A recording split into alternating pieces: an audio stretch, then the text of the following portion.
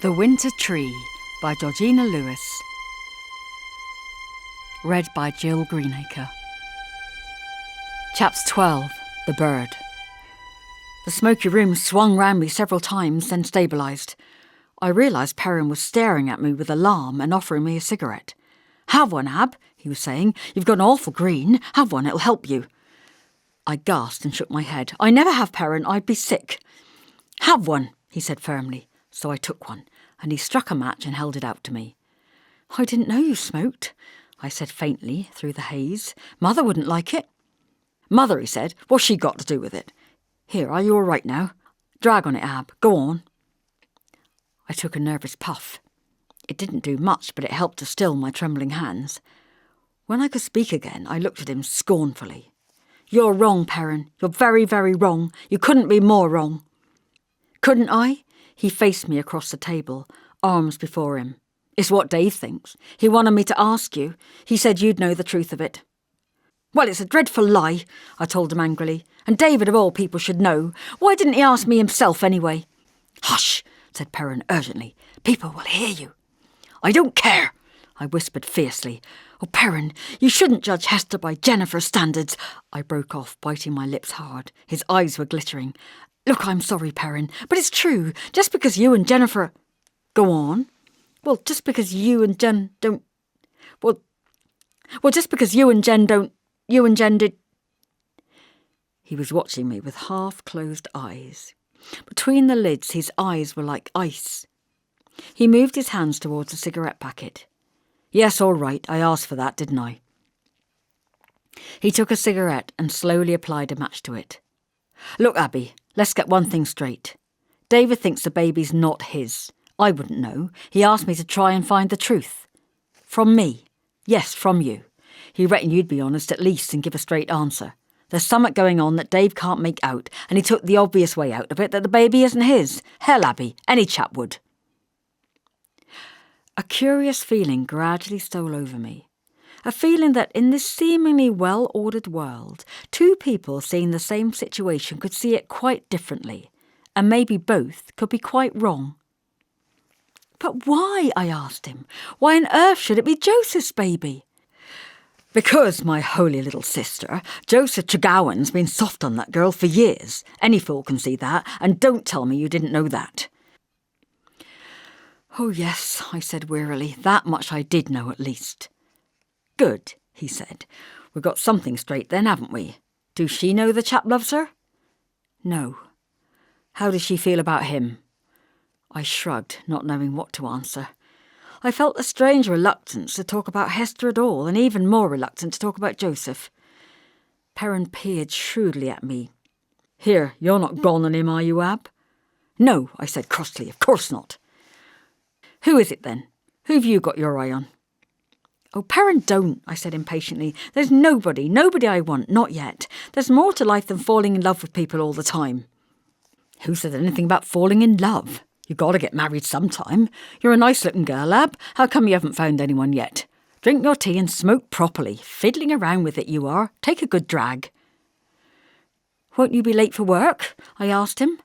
I took another puff of the alien-tasting smoke, then stubbed the cigarette out. "No," he said briefly. "Sam won't mind any road." "Sam?"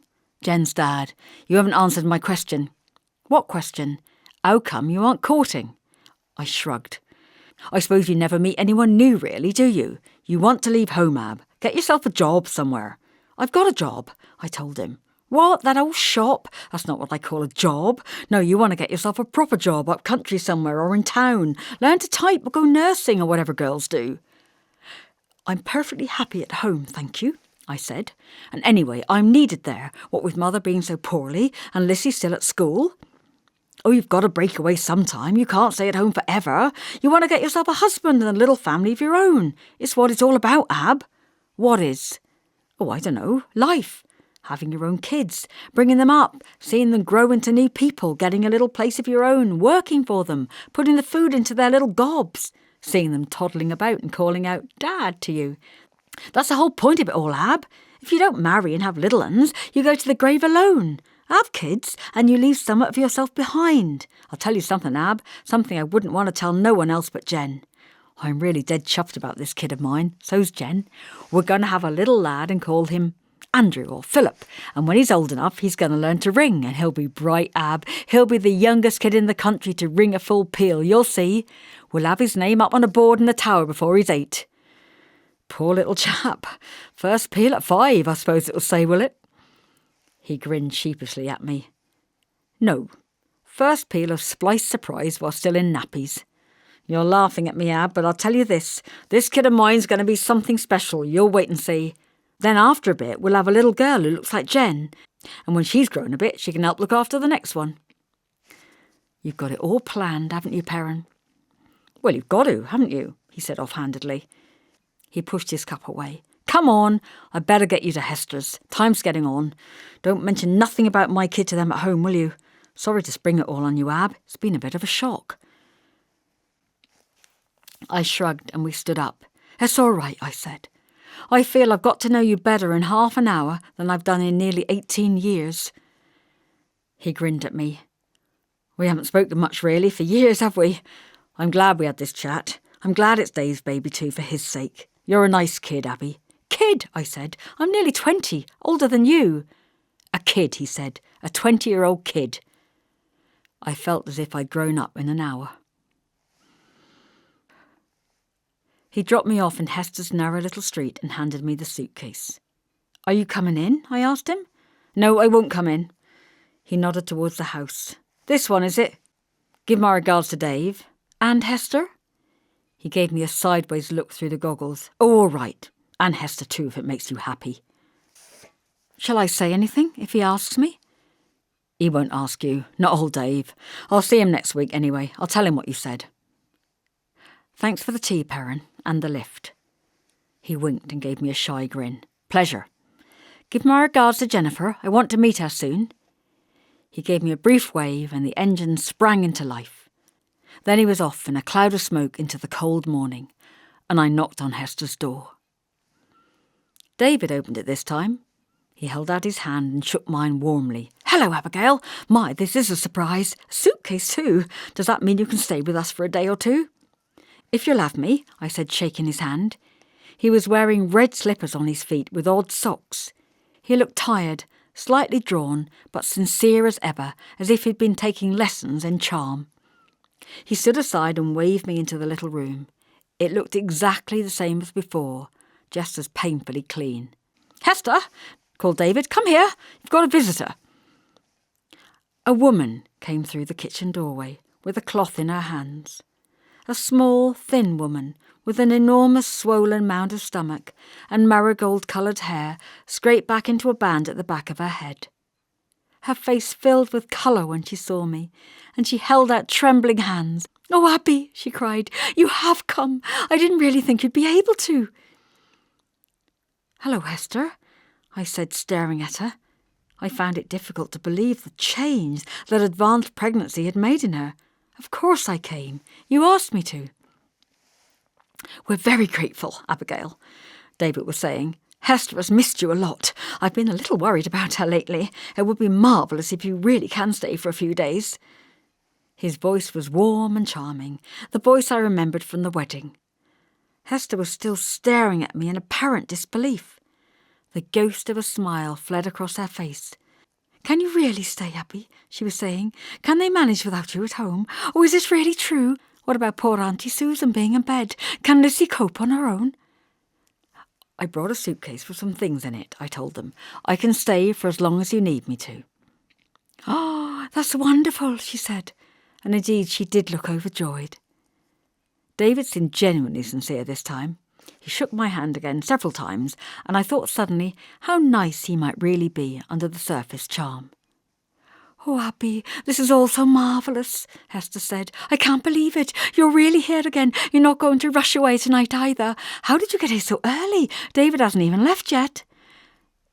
Yes, I'm sorry, I said, but Perrin gave me a lift on his motorbike on his way to work.